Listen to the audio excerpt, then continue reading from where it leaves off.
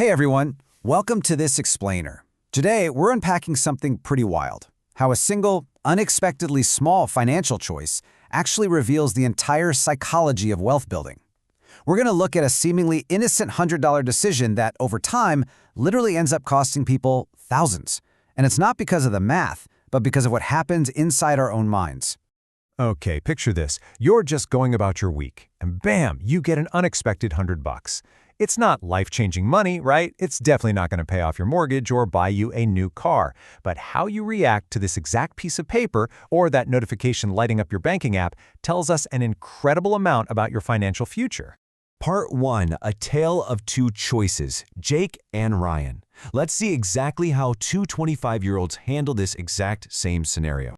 So, Jake and Ryan. Both guys have decent jobs, earn about the same money, and both just got that exact same $100 bonus. But their immediate reactions? Total opposites.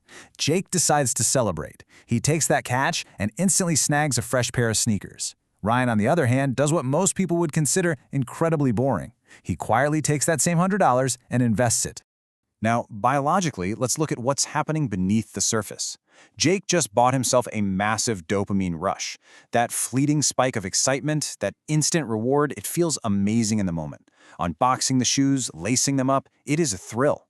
But for Ryan, zero long-term fanfare, no flashy social media posts showing off his new stock portfolio, no dopamine rush at all. Just pure, quiet patience. And this right here brilliantly illustrates how the pacing of our decisions changes the whole shebang.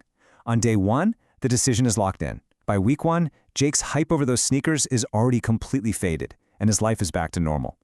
But fast forward, let Ryan's patience stretch out across a decade to year 10, and man, their lives start looking completely different.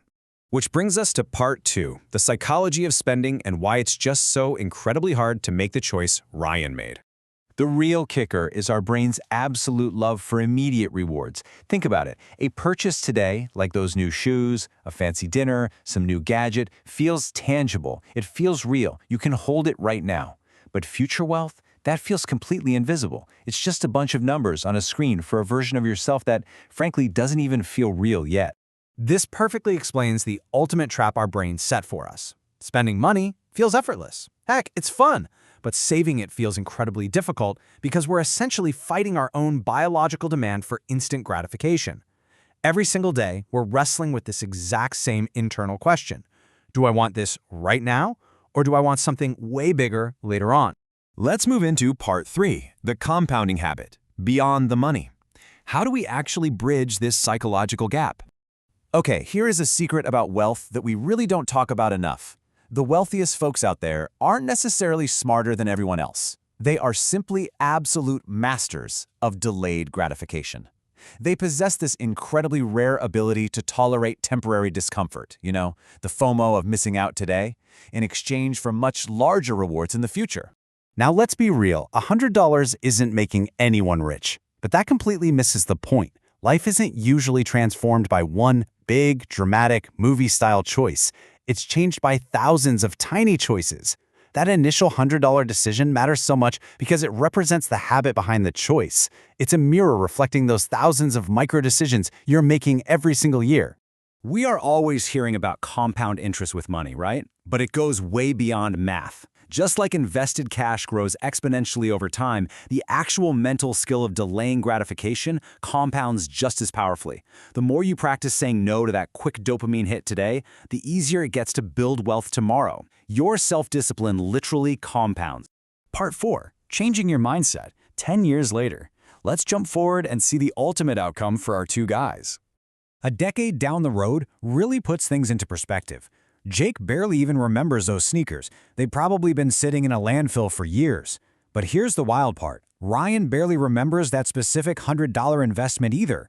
The memory of the action fades for both of them. The difference, though, is the results.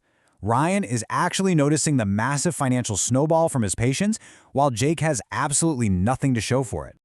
So the ultimate takeaway of this explainer is that your biggest financial advantage is rarely what you think it is. It isn't necessarily scoring a higher salary or hitting the jackpot. Your greatest advantage is actively learning and practicing the incredibly rare skill of thinking beyond today. And the hard truth, most people just never practice that skill. I'm going to leave you with this final provocative thought to chew on, and be brutally honest with yourself here. What is actually harder for you? Is it spending less, or is it waiting longer? Think about exactly how your brain is going to react the next time an unexpected $100 drops into your lap. Thanks for joining me for this explainer, and remember to keep practicing that habit of thinking beyond today.